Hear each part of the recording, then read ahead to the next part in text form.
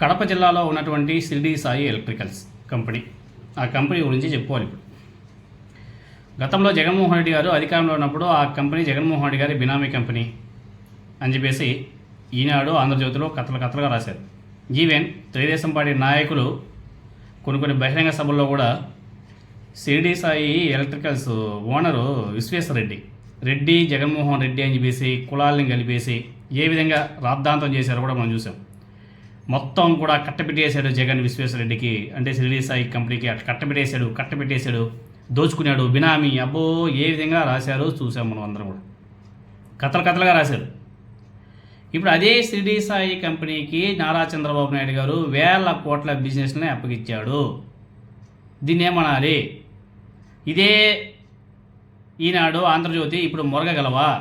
ఆ తెలుగుదేశం పార్టీ నాయకులు ఎవరైతే మురిగారో వాళ్ళంతా కూడా ఇప్పుడు మురగగలరా? మొన్న మోదీ గారు ఆంధ్రప్రదేశ్కి వచ్చినప్పుడు, అమరావతి పునర్నిర్మాణం కోసం వచ్చినప్పుడు ఈనాడు పేపర్లో పెద్ద కథనం షిరిడి సాయి ఎలక్ట్రికల్స్ వాళ్ళు రాశారు.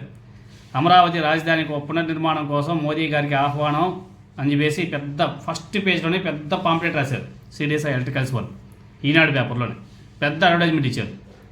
మరి ఇప్పుడు చెప్పాలా ఈ షిరిడి సాయి ఎలక్ట్రికల్స్ ఎవరి బినామీ అనేసి?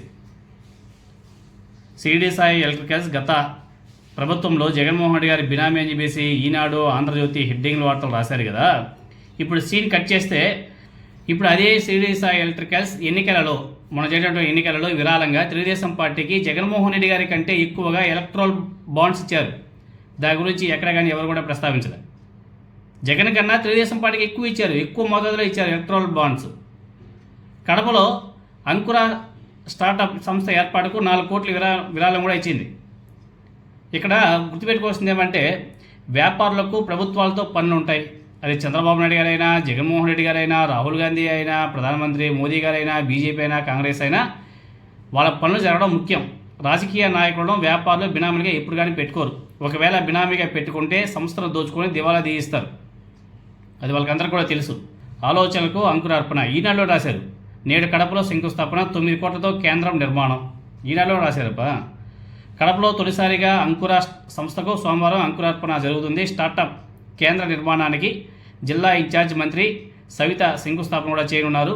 ఔత్సాహికులు తమ నవ్యమైన ఆలోచనలతో పెట్టుబడి పెట్టడానికి అంకుర సంస్థ సహాయకారిగా ఉండనుంది. సరికొత్త ఆలోచనలతో 10 మందికి ఉపాధి కల్పించేందుకు అంకుర సంస్థ అండగా నిలవనుంది. సరైన ఆలోచన సాధించాలన్న పట్టుదల, నిలదొక్కోవాలన్న తపన ఉండేవారికి అంకుర కేంద్రం సువర్ణావకాశం కల్పించనుంది. యువతి ప్రతిభకు పదును పెట్టే విధంగా అత్యాధునిక వసతులతో స్టార్టప్ కేంద్రాన్ని నిర్మించాలని కలెక్టర్ చెరుకూరి శ్రీధర్ ప్రణాళిక రూపొందించి ఆచరణలో పెట్టడానికి శ్రీకారం చుట్టారు.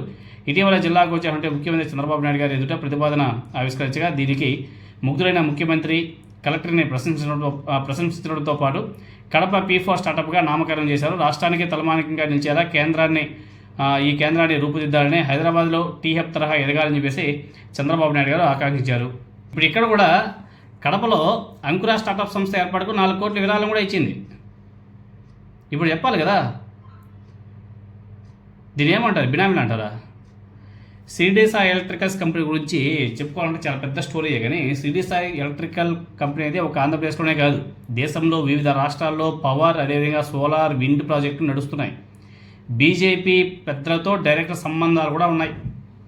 బీజేపీ పాలిత ప్రాంతాల్లో కూడా షిరిడి సాయి ఎలక్ట్రికల్స్ వాళ్ళు ప్రాజెక్టులు కూడా నడుస్తున్నాయి.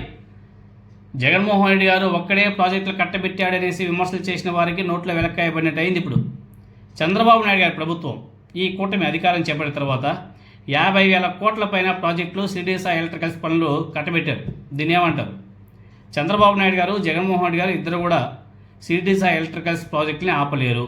ఒకవేళ ఆపినా తాత్కాలిక ఆర్థిక ప్రయోజనాల కోసం తప్పితే దాన్ని ఎక్కువ కాలం అయితే ఆపలేరు. ఎందుకంటే కేంద్రంలో ఉన్నటువంటి బీజేపీ ఒత్తిడి కావచ్చు. ప్రాజెక్టులు ఆపితే రాష్ట్రానికి, దేశానికి నష్టం అని చెప్పేసి బీజేపీ నాయకులు రంగంలోకి దిగుతారు. ఎందుకంటే బీజేపీ పాలిత రాష్ట్రాల్లో కూడా ఈ షిరిడి సాయి ఎలక్ట్రికల్స్ కంపెనీ వాళ్ళు ప్రాజెక్టులు నడిపిస్తున్నారు. అనేక రాష్ట్రాల్లో నడిపిస్తున్నారు.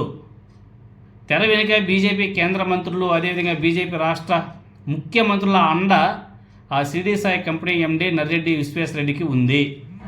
ఎవరు ఏం చేయలేరు. ఎవరైనా సరే చేయాలనుకున్నా కానీ ఆ కరపత్రికలు రాసుకొని కొంచెం మానసిక సంతృప్తి చెందొచ్చేమో. ఈవెన్ ఈనాడైనా, ఆంధ్రజ్యోతి అయినా, పచ్చ సైకోలైనా, పచ్చ మీడియా అయినా, అంతే తప్ప అక్కడ ఏమీ ఉండదు. తెలుగుదేశం పార్టీ, వైఎస్ఆర్ కాంగ్రెస్ పార్టీ నాయకులు కానీ వాళ్ళ సోషల్ మీడియాలో కానీ ఎవరైనా సరే ఎక్కువ ఆవేశపడితే అది వాళ్ళకి నష్టం తప్ప అధికారంలో ఉన్న వారికి ఎవరికి కూడా నష్టం ఉండదు. అప్పుడు జగన్మోహన్ రెడ్డి గారైనా ఇప్పుడు చంద్రబాబు నాయుడు గారైనా ఎవరు కూడా పట్టించుకోరు. చివరకు బకరాలు అయ్యేది వాళ్ళే, ఎవరైతే ఈ ప్రచారాలు చేస్తారో వాళ్ళే. రాజకీయం, వ్యాపారం రెండూ ఎప్పుడు కలిసి ఉంటాయి, మీకు అందరూ కూడా బాగా తెలుసు. పరస్పర ప్రయోజనాల కోసం తప్ప ఇంకేం ఉండదు అక్కడ.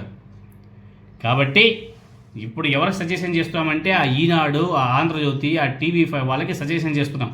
మీరు గతంలో రాసినటువంటి వార్తలు, గతంలో రాసినటువంటి పుంకాల వార్తలు ఇప్పుడు కూడా రాయొచ్చు కదా. అప్పుడు రాశారు, ఇప్పుడు బకాలు అవుతున్నారు కదా మీరు అని చెప్పేసి చెప్పుకోక తప్పదు. కాబట్టి ఈనాడైనా ఆంధ్రజ్యోతి అయినా మీ తప్పుడు వార్తలు ఇంకైనా సరే కట్టబెట్టి మంచి వార్తలు రాసి చూపిస్తే చాలా బాగుంటుంది. లేదు మేము ఇలానే రాసుకుంటూ పోతామంటే మీ పరువు మీరు తీసుకోవడం తప్ప ఇంకే